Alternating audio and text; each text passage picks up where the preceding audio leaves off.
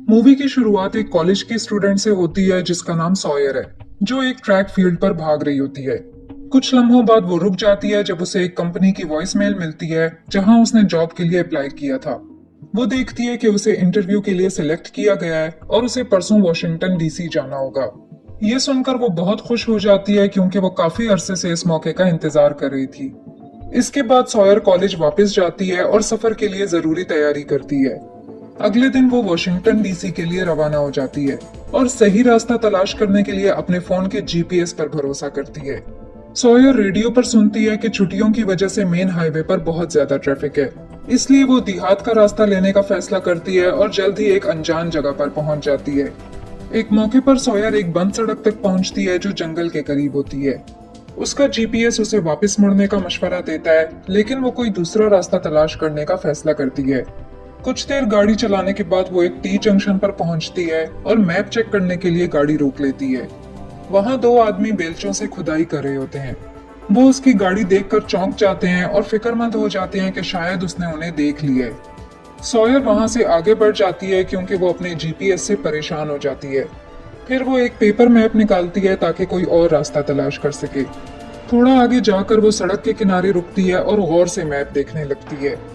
अब कुछ देर बाद एक ट्रक अचानक उसके सामने आकर रुक जाता है और वही दो आदमी बाहर निकलते हैं। वो अपना इंट्रोडक्शन कराते हैं कि वो दोनों भाई हैं, जिनका नाम हॉलिस्टर और बक है। फिर वो पूछते हैं कि क्या उसे किसी मदद की जरूरत है। जब वो बताती है कि वो रास्ता भटक गई है, तो हॉलिस्टर उसका मैप लेकर उसे समझाता है कि हाईवे तक वापस कैसे जाना है। फिर सॉयर अपनी गाड़ी की तरफ वापस जाने लगती है, लेकिन हॉलिस्टर अचानक उसे अपने घर डिनर के लिए इनवाइट कर देता है। वो इनकार कर देती है, लेकिन हॉलिस्टर जोर देता है कि जल्द ही अंधेरा हो जाएगा और वो वक्त पर हाईवे नहीं पहुंच पाएगी। फिर अचानक हॉलिस्टर उसे पकड़ने की कोशिश करता है, लेकिन वो उस पर हमला कर देती है। बक उसे काबू में करने की कोशिश करता है, लेकिन वो उसकी जेब से चाकू निकालकर उसे जख्मी कर देती है।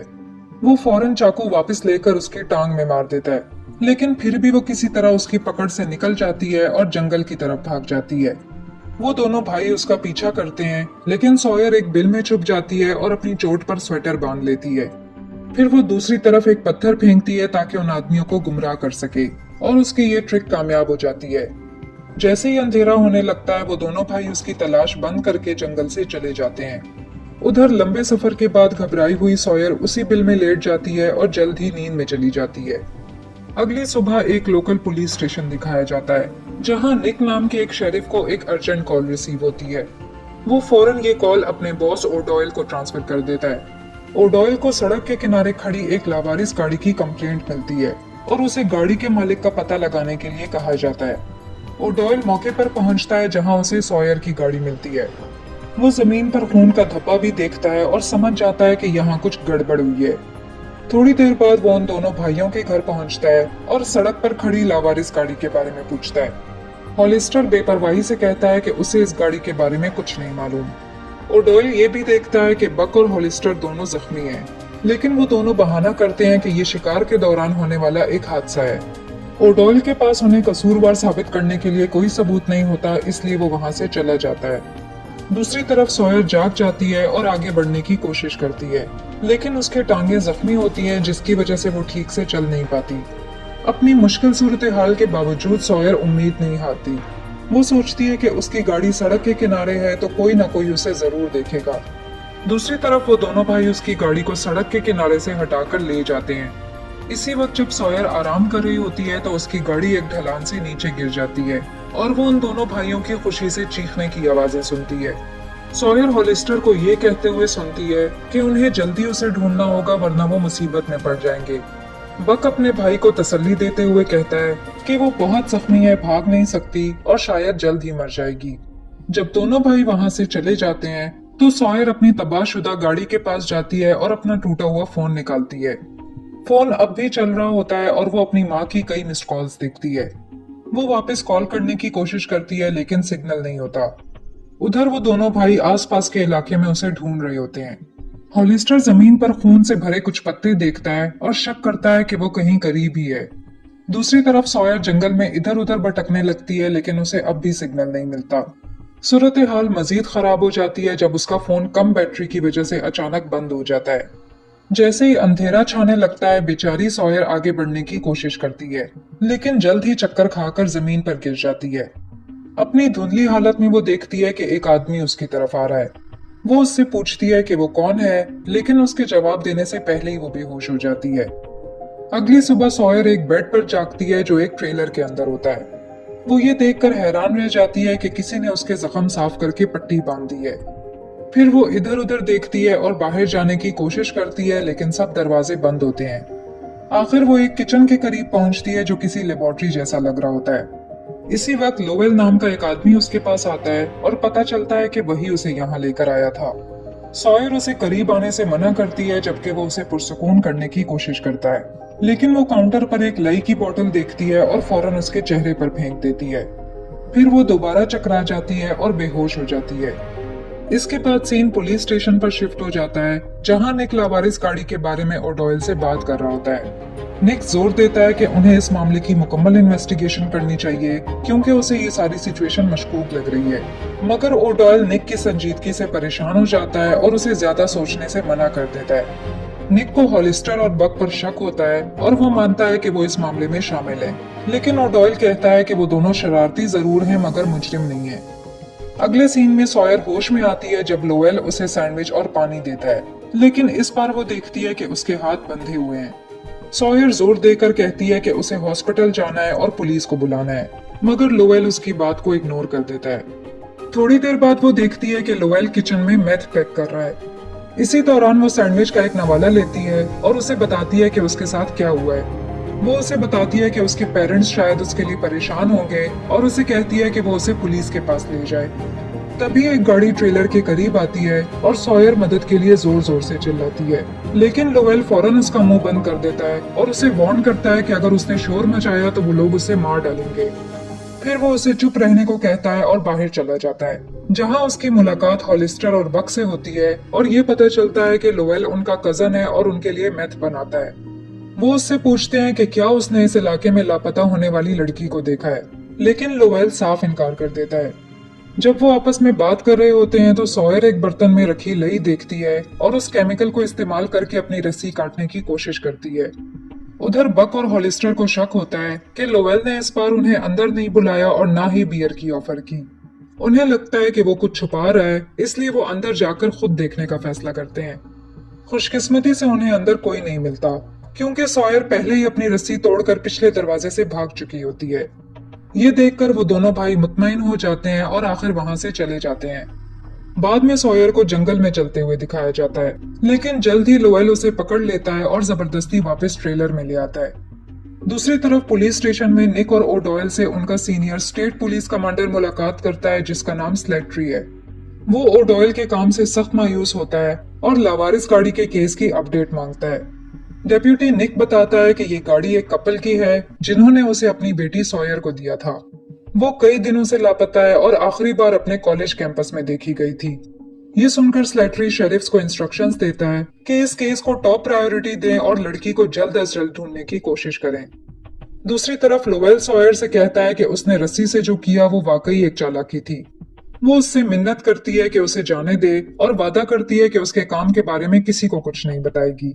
मगर लोएल उसे समझाता है कि वो मेन रोड से 5 मील और करीबी शहर से 20 मील दूर है। उसके पास गाड़ी भी नहीं है और अगर वो पैदल जाने की कोशिश करेगी तो मुमकिन है कि वो बक या हॉलिस्टर के हाथ लग जाएगी। सॉयर अब भी शक में होती है तो लोएल आखिर उसकी रस्सियां काट देता है। वो बताता है कि वो दोनों भाई इस हफ्ते के आखिर में चार्ल्सटन जा रहे हैं, इसलिए वो उनका ट्रक लेकर उसे किसी महफूज जगह पर छोड़ देगा।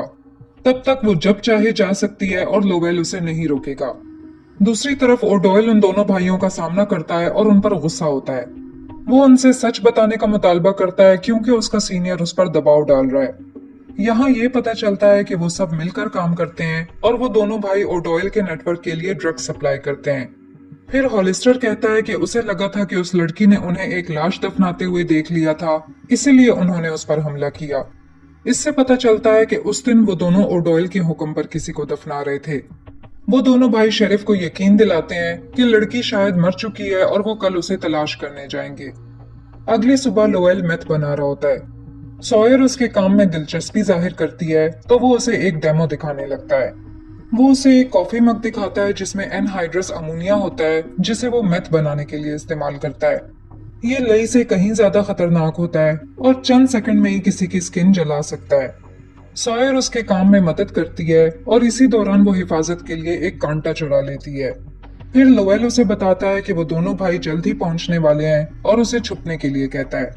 जैसे ही वो जाती है, लोवेल देखता है कि एक कांटा गायब है और समझ जाता है कि वो अब भी उस पर भरोसा नहीं करती। थोड़ी देर बाद दोनों भाई ट्रेलर पर माल लेकर पहुंचते हैं और उसे अंदर ले जाते हैं। वो जल्दी से वहां से निकल जाते हैं क्योंकि लोवेल ने जानबूझकर उस जगह को गाढ़ी गैस से भर दिया था। दूसरी तरफ निक अब भी सॉयर के केस की इन्वेस्टिगेशन कर रहा होता है, लेकिन ओडॉयल उसे मशवरा देता है कि वो थैंक्स गिविंग अपनी फैमिली के साथ गुजारे। काफी समझाने के बाद वो आखिर राजी हो जाता है और बाहर जाने लगता है, लेकिन कुछ देर बाद उसे एक बात याद आती है और वो अपनी चीज लेने के लिए वापस आता है। तभी वो ओडॉयल को हॉलिस्टर को ये हुक्म देते सुनता है कि लड़की को ढूंढकर उसे मार डाले। ये सुनकर निक घबरा जाता है और यकीन नहीं कर पाता कि उसका बॉस ही असल मुजरिम है। ओडॉयल सफाई देने की कोशिश करता है, लेकिन डरा हुआ निक उस पर बंदूक तान लेता है और वहां से निकलने लगता है। ओडॉयल मिन्नत करता है कि ये मामला ऐसे खत्म नहीं होना चाहिए क्योंकि वो दोनों पार्टनर्स हैं। लेकिन इससे पहले कि निक अपनी गाड़ी में बैठ सके, ओडॉयल उसे गोली मारकर कत्ल कर देता है। शाम को वो करप्ट शेरिफ निक की लाश हॉलिस्टर और बक के हवाले कर देता है और उन्हें उसे ठिकाने लगाने का हुक्म देता है। वो ये भी पूछता है कि क्या उनके पास उस लापता लड़की का कोई सामान है, तो हॉलिस्टर उसे सॉयर का वॉलेट दे देता है जो उसे उसकी गाड़ी में मिला था। अगले दिन गुस्से से भरा स्लेटरी ओडॉयल के पास आता है क्योंकि लड़की अभी तक नहीं मिली और निक भी पिछली रात से लापता है। मगर ओडॉयल ये कहता है कि उसका पार्टनर बिल्कुल ठीक होगा और शायद दोस्तों के साथ शराब पीने गया होगा। फिर स्लेटरी कहता है कि उसकी टीम अब सॉयर की तलाश की जिम्मेदारी संभालेगी और उसके पेरेंट्स भी यहाँ आ रहे हैं। ये सुनकर ओडॉयल परेशान हो जाता है और जानबूझकर उसके सामने निक का लॉकर खोलता है। वहां से वो सॉयर का वॉलेट निकालता है और हैरान होने का ड्रामा करता है। स्लेटरी भी ये देखकर हैरान रह जाता है और अपनी टीम को इन्फॉर्म करता है कि निक लापता लड़की के केस में इन्वॉल्व हो सकता है और उन्हें उसे तलाश करने का हुक्म देता है। दोपहर में ओडॉयल मेथ की प्रोडक्शन का जायजा लेने के लिए लोवेल के ट्रेलर पर पहुंचता है, मगर लोवेल उस पर शॉटगन तान लेता है और उसे अंदर आने से रोक देता है। गुस्से से भरा ओडॉयल उसे याद दिलाता है कि वो चीफ है, जबकि लोवेल सिर्फ एक इंडियन है। मगर लोवेल सुकून से बताता है कि ओडॉयल ईथर के एक ड्रम के करीब खड़ा है और उसे सिर्फ एक गोली चलानी है ताकि धमाका हो जाए। ये सुनकर शेरिफ घबरा जाता है और आखिर वहां से चला जाता है। फिर लोवेल ट्रेलर के अंदर जाता है और सॉयर को बताता है कि वो सिर्फ उसका बॉस था। दूसरी तरफ ओडॉयल गाड़ी चलाते हुए उन दोनों भाइयों को देखता है और कहता है कि उनका कजन आजकल कितना बदतमीज हो गया है। वो उन्हें हुक्म देता है कि वो ड्रग डील ठीक तरीके से करें और साबित करें कि वो अपने कॉम्पिटिटर्स का मुकाबला कर सकते हैं। कुछ देर बाद दोनों भाई ट्रेलर पर पहुंचते हैं ताकि मेथ का एक बैच ले सकें। लोवेल उन्हें माल दे देता है, मगर हॉलिस्टर सीढ़ियों पर दो अलग अलग कदमों के निशान देख लेता है। उसे शक हो जाता है, मगर वो कुछ कहे बगैर वहां से चला जाता है। इसके बाद लोवेल अंदर जाता है और सॉयर को बताता है कि वो शाम तक यहीं रहेंगे। उसके बाद वो उसे स्टेट पुलिस के पास ले जाएगा। वो ये भी जाहिर करता है कि वो यहाँ से निकलकर अपनी जिंदगी नए सिरे से शुरू करने का इरादा रखता है। लोवेल की बातें सुनकर सॉयर वो गार्डन फॉक वापस कर देती है जो उसने चुराया था, मगर लोवेल उसे कहता है कि वो उसे अपने पास रखे।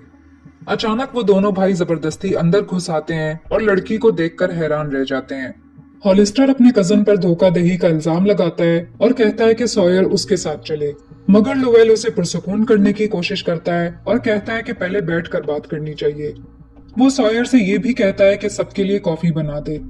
फिर लोवेल दोनों भाइयों से कहता है कि वो सॉयर को यरगमाल बनाकर रखे हुए था और उससे हर तरह के काम करवाता रहा है। जब वो बात कर रहे होते हैं तो सॉयर चुपके से कॉफी के मग में मौजूद अमोनिया सोल्यूशन निकालकर माइक्रोवेव में गर्म करना शुरू कर देती है। ड्रामा जारी रखने के लिए लोवेल दावा करता है कि उसने सॉयर को अच्छी तरह से ट्रेन किया है और उसे अपनी गोद में बैठने का हुक्म देता है। ये देखकर हॉलिस्टर खुश होता है, मगर बक माइक्रोवेव में कुछ गड़बड़ महसूस करता है। एक जबरदस्त धमाका होता है जिससे बक मौके पर ही मर जाता है, जबकि सॉयर और लोवेल किसी तरह ट्रेलर से बाहर निकलने में कामयाब हो जाते हैं, लेकिन लोवेल बुरी तरह से जख्मी हो जाता है। सॉयर उसे अपने साथ चलने को कहती है, मगर वो कहता है कि वो मजीद नहीं चल सकता और उसे करीबी सड़क का रास्ता बताता है। जब सॉयर वहां से भागती है तो जला हुआ हॉलिस्टर मलबे से बाहर निकलता है और उस पर गोली चलाता है, लेकिन लोवेल दरमियान में आकर उसे पीछे से पकड़ लेता है। दोनों कजिन्स के दरमियान शदीद लड़ाई शुरू हो जाती है। जब लोवेल हॉलिस्टर को खत्म करने ही वाला होता है तो अचानक ओडॉयल कहीं से आकर उस पर गोली चला देता है। हॉलिस्टर को सुकून का एहसास होता है, लेकिन ये ज्यादा देर नहीं रहता क्योंकि शेरिफ बेरहमी से उसे भी गोली मार देता है। अगले सीन में सॉयर काफी देर तक भागने के बाद आखिर जंगल से बाहर निकलती है और एक पुलिस कार देखकर सुकून का सांस लेती है। बदकिस्मती से वो फिर से ओडॉयल के हत्थे चढ़ जाती है, जिसे वो पहचान नहीं पाती। वो उसे सब कुछ बता देती है कि कैसे सड़क पर दो आदमियों ने उस पर हमला किया और कैसे लोवेल ने उसे बचाया और छुपा कर रखा। वो ये भी बताती है कि तीनों आदमी किसी और के लिए काम कर रहे थे, मगर उसने कभी उस इंसान का चेहरा नहीं देखा। फिर सॉयर ओडॉयल से पूछती है कि क्या वो मदद के लिए बैकअप नहीं बुलाएगा या लोवेल की मदद के लिए वापस नहीं जाएगा। इस पर वो उसे तसल्ली देता है और कहता है कि इस सिचुएशन में वो चीफ है और वो एक इंडियन। ये सुनते ही सॉयर हैरान रह जाती है क्योंकि ये वही जुमला था जो उसने लोवेल के बॉस को ट्रेलर के बाहर कहते हुए सुना था। कुछ देर बाद ओडॉयल अचानक गाड़ी रोक देता है और कहता है कि बाकी रास्ता वो पैदल चलेंगे। बेचारी सॉयर के पास और कोई चारा नहीं होता और वो खामोशी से उसकी बात मान लेती है। ओडॉयल उसे एक दरिया के किनारे ले जाता है जहां सॉयर मिन्नत करती है कि वो ऐसा ना करे, लेकिन बेईमान शेरिफ फौरन उसके बाल पकड़कर उसे पानी में डुबोने लगता है। सॉयर पूरी ताकत से लड़ती है, लेकिन वो आदमी उसे आसानी से काबू में कर लेता है। आखिरी हरबे के तौर पर सॉयर वही कांटा निकालती है जो उसने पहले छुपा कर रखा था और ओडॉयल पर हमला कर देती है। वो ओडॉयल के पांव, चेहरे और सीने पर बार बार वार करती है, यहाँ तक कि आखिर वो मर जाता है और दरिया के बहाव में बह जाता है। आखिरी सीन में सॉयर थकी हारी सड़क की तरफ बढ़ती है और उसी डायरेक्शन में रवाना हो जाती है जिसका रास्ता लोवेल ने उसे बताया था। हमेशा की तरह पुलिस देर से पहुंचती है और सॉयर का पीछा करना शुरू कर देती है, मगर बेचारी लड़की इतने सदमे में होती है कि ना तो